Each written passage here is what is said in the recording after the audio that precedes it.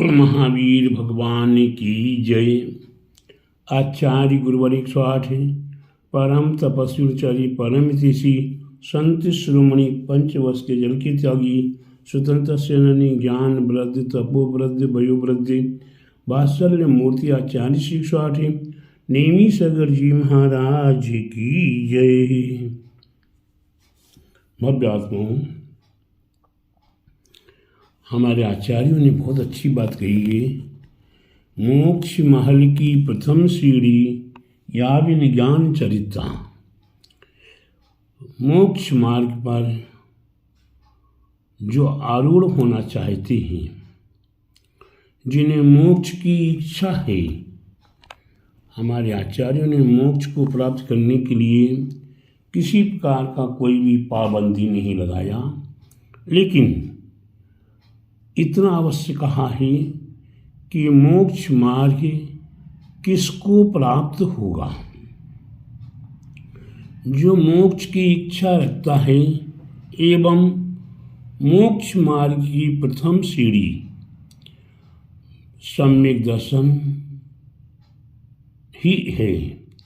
जब तक सम्यक दर्शन प्राप्त नहीं होगा तब तक सम्यक ज्ञान और सम्यक चारित्र प्राप्त नहीं हो सकता। आप सम्यक दर्शन के अभाव में कितनी ही ग्रंथ, कितनी ही पोथी, कितने भी पुराण आप पढ़ लीजिए, वह आपको ज्ञान प्राप्त तो हो जाएगा, लेकिन वह सम्यक ज्ञान के रूप में परिवर्तित नहीं होगा। वह मिथ्या ज्ञान। आज बड़े बड़े वैज्ञानिक हैं, बड़े बड़े विद्वान हैं, बड़े बड़े शास्त्रकार करने वाले हैं, लेकिन सम्यक ज्ञान नहीं है। ठीक उसी प्रकार से चारित्र को धारण करने वाली, कंदराओं में रहने वाली, गुफाओं में रहने वाली, बर्फ के मकानों में रहने वाली, वर्षों वर्षों तक अपनी गुफा से बाहर नहीं निकल रहे हैं, वहीं गुफा में ही वो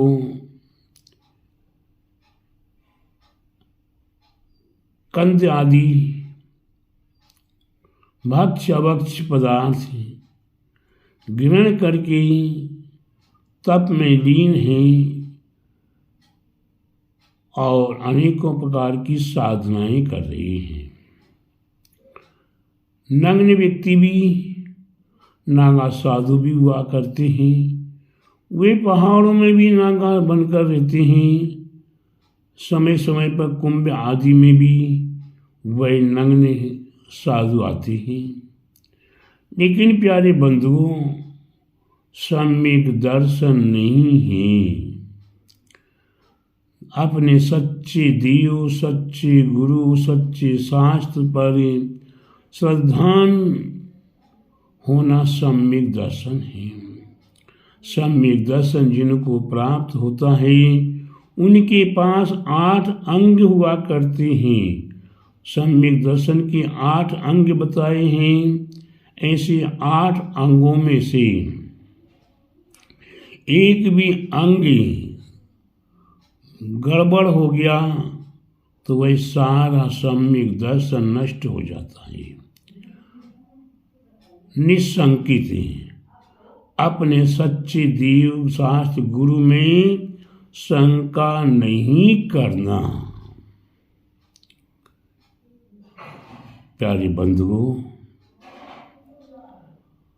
निकांक्षित अंग, आकांक्षा नहीं करना। संसार के सुखों की, पंचेंद्रिय विषयों की आकांक्षा नहीं करना। धन वैभव पुत्र पौत्रादि नहीं आकांक्षा करना। आप विचार कीजिए अपने आप पर। आप शंका करते हैं अपने देवाज देव, ये भगवान हमारे चमत्कारी हैं कि नहीं हैं? और चमत्कारी हैं तो फिर हम भगवान के पास महावीर जी जाकर पुत्र पौत्र आदि मांगते हैं। हम तिजारा जी जाकर हम धन धान वैभव मांगते हैं। हम और भी भगवान के पास जा जाकर हम यही संसार के सुखों को मांगते हैं। भगवान हमें पुत्र प्राप्त हो जाएगा तो हम डबल स्वस्ति बनाएंगे, डबल छत्र चढ़ाएंगे। भगवान हमारी मनोकामना पूरी हो जाए तो हम आपके पास द्वार आकर आपकी पूजा रचाएंगे। ये सब निकांक्षित अंग है। आकांक्षा रहित होना और आकांक्षा है तो सम्यक तो नष्ट हो जाना। और प्यारे बंधु, निर्विचिकित्सांगे वृद्ध साधु, उनके प्रति गिलानी नहीं होना। नग्न साधु हैं, स्नान नहीं करते, अर्ध जले के समान दिखाई देते हैं, धूल कीचड़ आदि शरीर पे लग जाती है, शरीर मल से दिखाई देता है, बीमारी हो जाए, गिलानी उत्पन्न होने लगती है। ऐसी गिलानी रहित होना। अमूढ़ दृष्टि, हमें किसी भी अन्य देवी देवताओं में भगवान की कल्पना करना, ये अमूढ़ दृष्टि है। कुगुरु कुदेव कुशास्त्र को हमने देवशास्त्र गुरु मान लिया, सच्चा गुरु सच्चा देव सच्चा शास्त्र मान लिया। प्यारे बंधु, अमूढ़ दृष्टि है। स्थितिकरण, कोई अपने नियम व्रत आदि से गिर रहा है, उसे और धक्का लगा दो, नहीं गिरता था तो गिर जाए।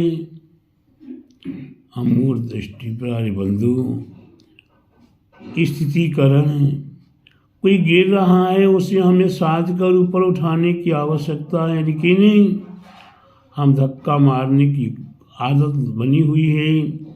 हमारी आदत धक्का मारने की, हम धक्का ही मारते कि नीचे गिर रहा हो और गिर जा बेटा, जाओ, भला करेगा भगवान।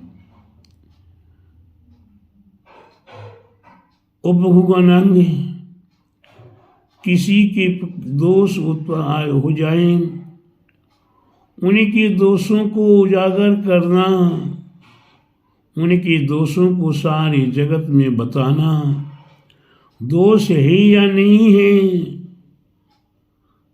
इसमें हमारे सुधा सागर जी, प्रमाण सागर जी, किसी की बात को, सुनी सुनी बात को बड़े प्रेम से चैनल पर, पारस चैनल, जिनवानी चैनल पर और उजागर करने की कोशिश करते हैं। इसी प्रकार से और भी अन्य साधु, अन्य समाज की दोष है या नहीं है, लेकिन फिर भी दोषारोपण करने का प्रयास कर रहे हैं।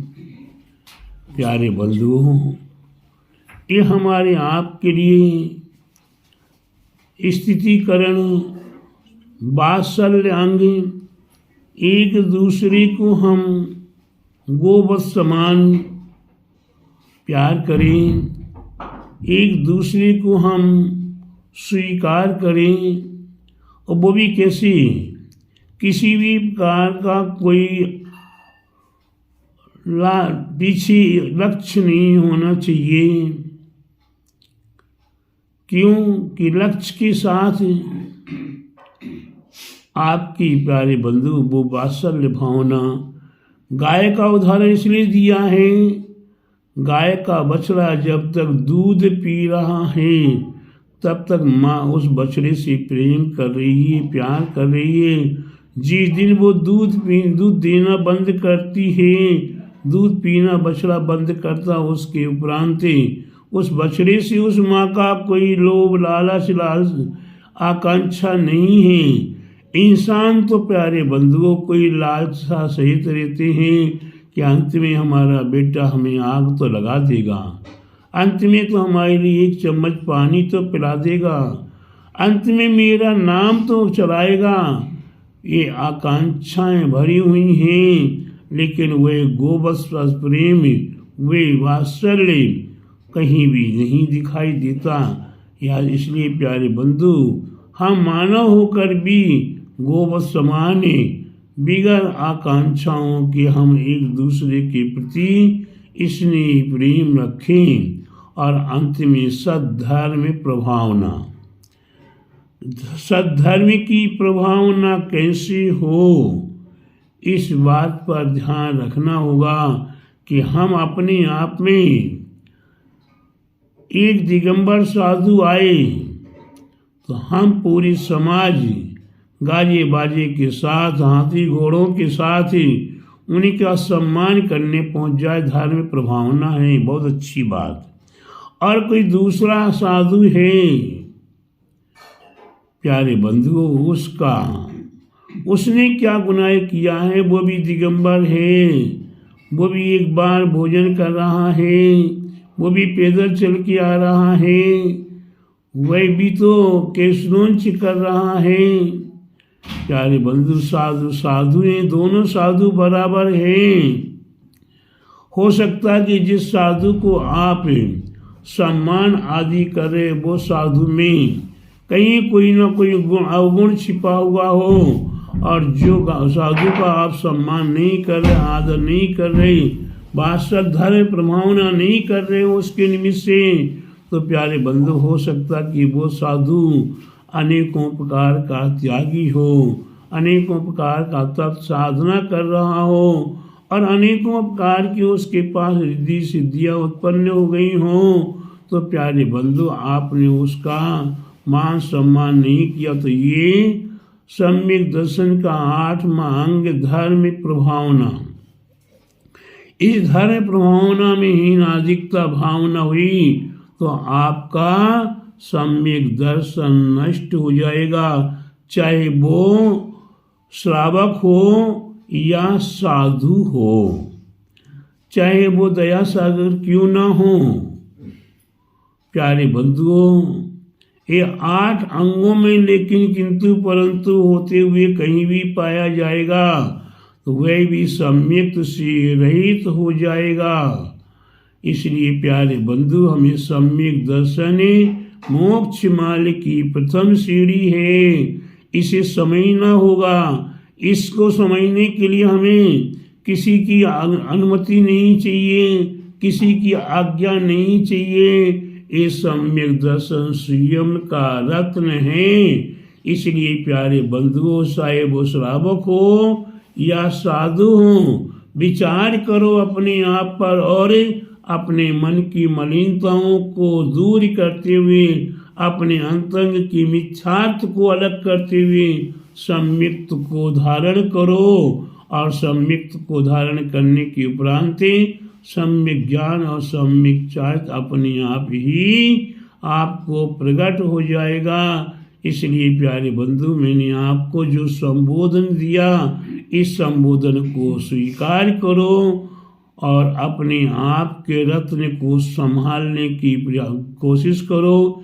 यह सम्यक दर्शन रूपी रत्न जिन्होंने संभाल लिया है, वह नियम से मोक्ष मार्ग पर आरूढ़ होकर मोक्ष को प्राप्त करने की क्षमता प्रकट कर सकते हैं। बोलिए महावीर भगवान की जय।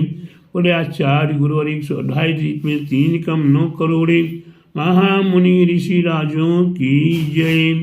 बोले आचार्य गुरुवर 108 परम तपस्वी चरी परम तेसी संत शिरोमणि 5 वर्ष के जल के त्यागी स्वतंत्र सेनानी ज्ञान वृद्धि तपो वृद्धि वयो वृद्धि वात्सल्य मूर्ति आचार्य श्री 108 नेमी सागर जी महाराज की जय।